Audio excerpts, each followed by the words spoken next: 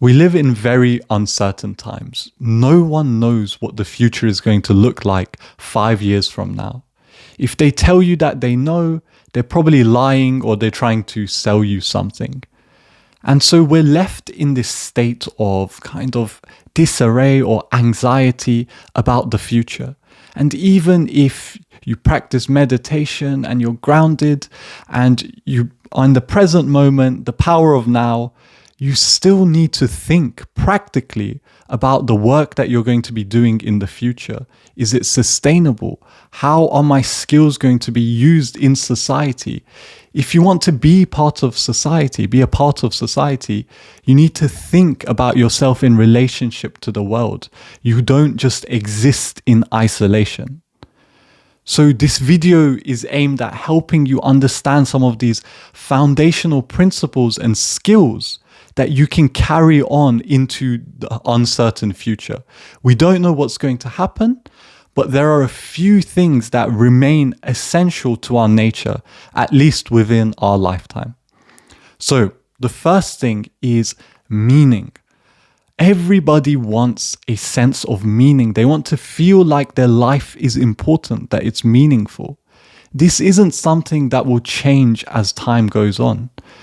People will always want meaning, as long as we haven't uploaded our brains to the cloud and stuff like that. But again, probably not in our lifetime. The second thing is connection. We want connection with other people. We want to feel connected. Nobody likes being completely alone. That just isn't in the wiring of the human brain. So we want to have relationships that we care about, and we want to be close to these people. And the interesting part about these essentials of human nature is that they're on the downtrend. People are feeling less and less connected. People are feeling more and more meaningless. People are really struggling with these two things that are essential to being a happy, healthy human. And so how does this relate to spiritual work and future-proofing your income? I know those two phrases might sound kind of counterintuitive, spiritual work and money. However, these are just parts of reality. You do spiritual work and then you also need to make a living. This isn't a separate or an either-or situation. It's just all part of being a human. And so the way it links is that spiritual work, essentially what it allows you to do is tap more into meaning, more into connection for yourself. And then you're also able to help other people with those things. So businesses and professions orientated around helping people with meaning, with connection, are going to increase in value as the world is depraved of it.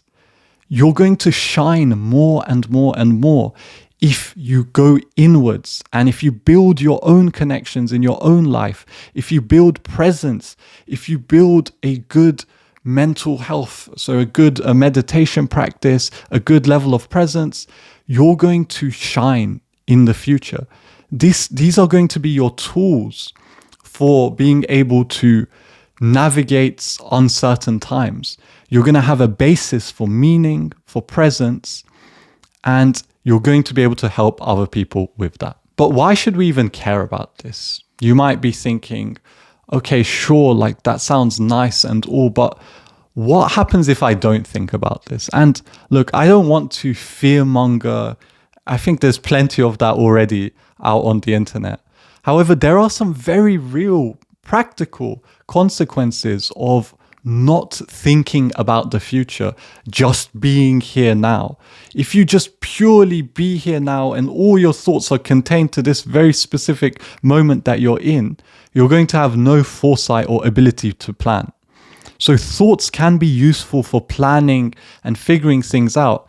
They're only just harmful or detrimental when it gets out of hand and you can't really control your thoughts. You're ruminating.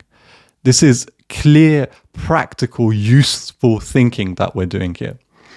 And so what happens if you don't think about these things? As the world gets more and more uncertain, as technology develops, if you're working a job that can be easily automated or replaced, what will happen is it will be difficult for you to contribute to society. If money becomes the issue, if your ability to add value to the society, which is what money is, you're getting a value exchange, if that decreases, so you have no skills that nobody is willing to pay you for, what will happen is you will lose your freedom. The governments may roll out a universal basic income.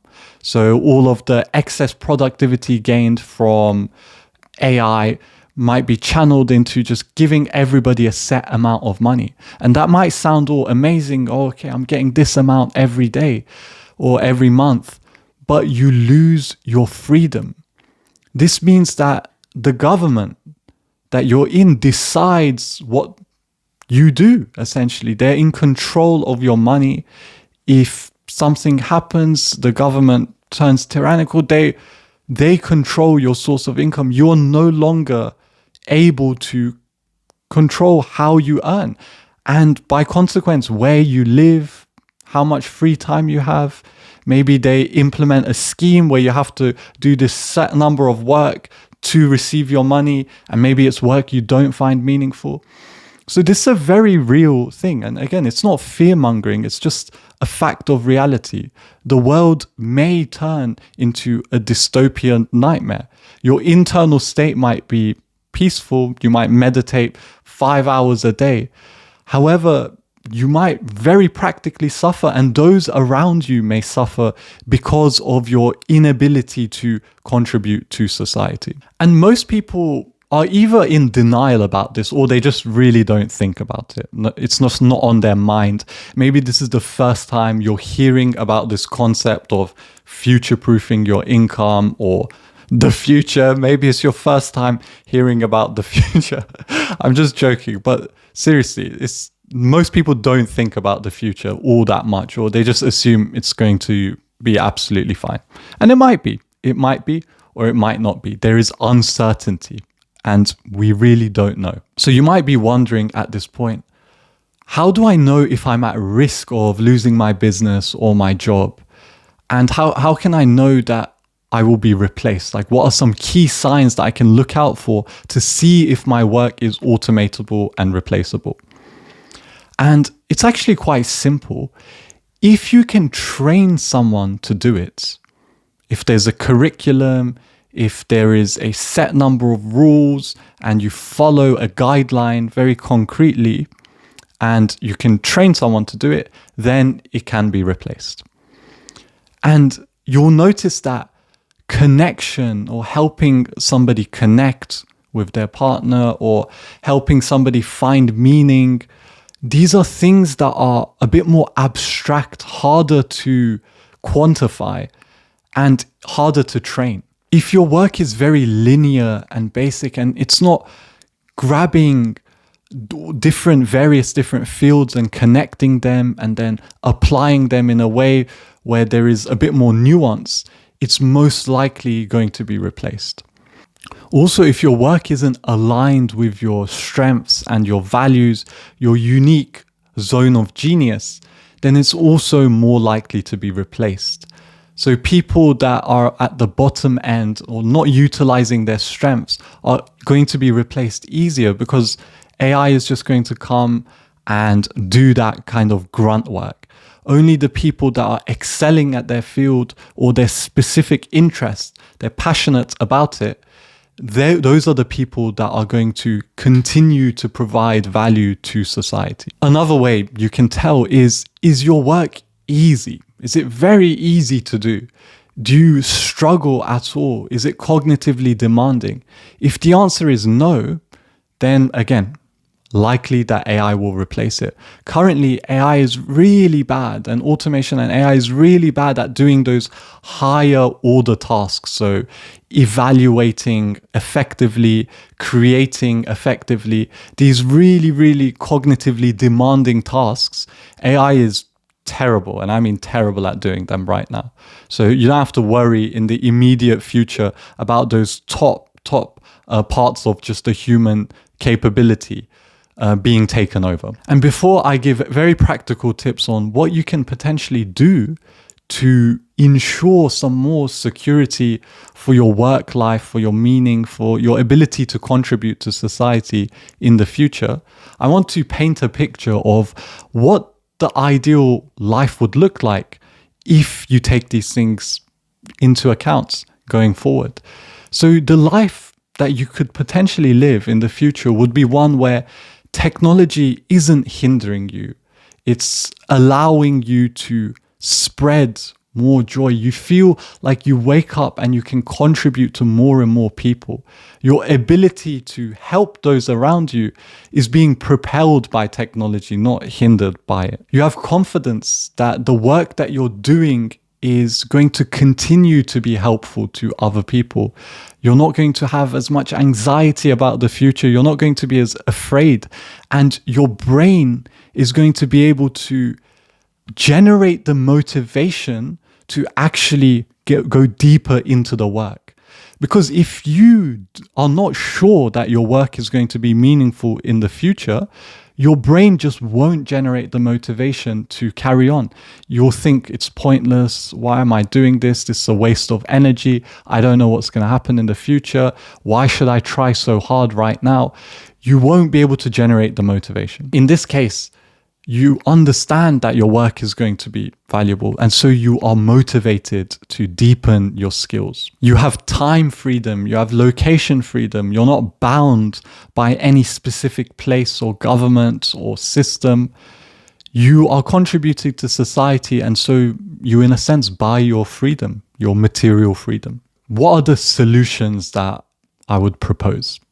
The solutions would be spiritual work. So the title of the video, doing spiritual work. So going deeper into meditation, freeing yourself from these algorithms and this technology addiction and gaining sanity over your own mind. Because what these different algorithms do is they rob you of your attention, they rob you of your connection, they rob you of your meaning. And so your ability to detach from them is going to give those things back to you and allow you to be able to help other people with those things. Because if you're robbed from connection and meaning, you're not going to be able to help others with that. Next thing, deepen your connection with other people. Go outside and speak to people, be connected with people. Understand that by investing into your connections, you're also investing into your future. It's not just relationships anymore. Your relationships and the value and your contribution to society are becoming more and more the same thing. And so it's becoming more and more rewarded to be human.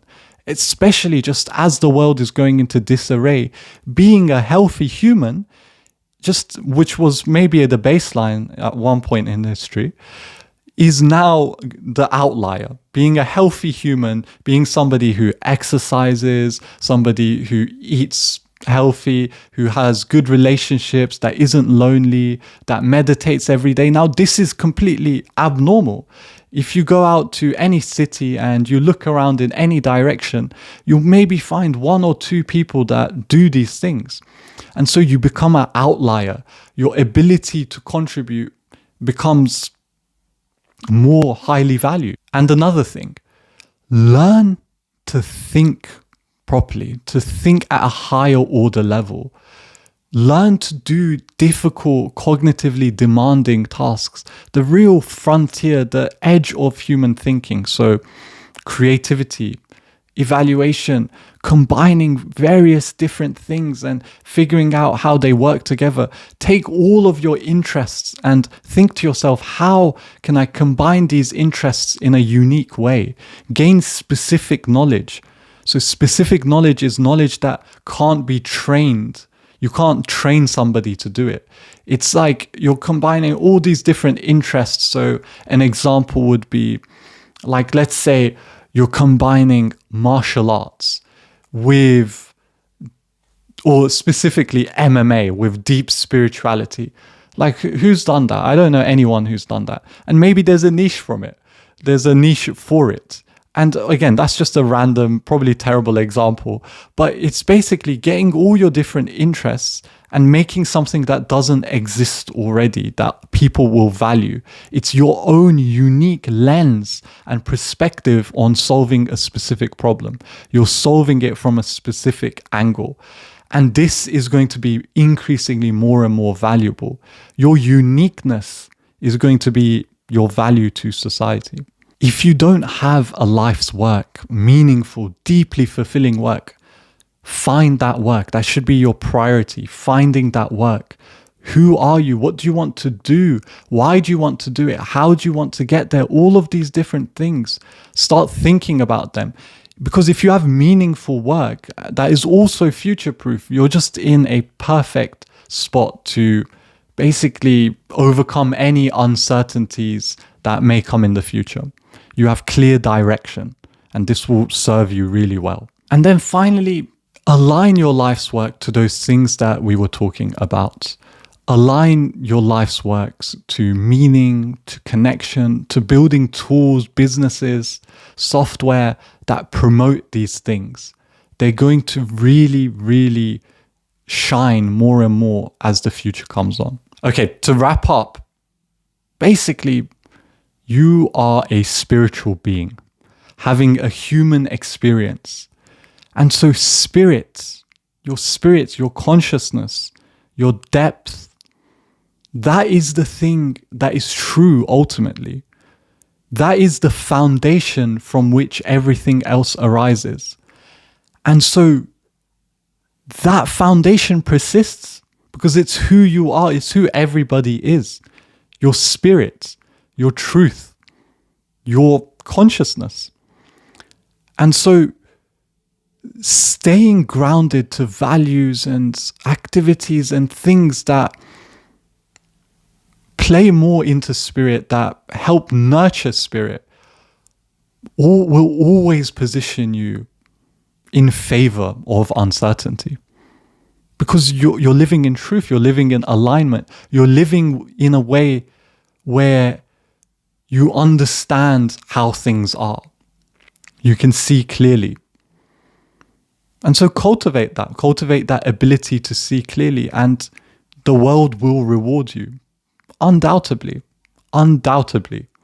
You will be able to survive pretty much any situation if you're living in spirit. Truth is on your side. Okay, so that's everything for this video. If you need help with your work life, your business life, or you want to join a community of people dedicated to awakening and building integrated lives, you can check out the links down below. And for now, peace and love.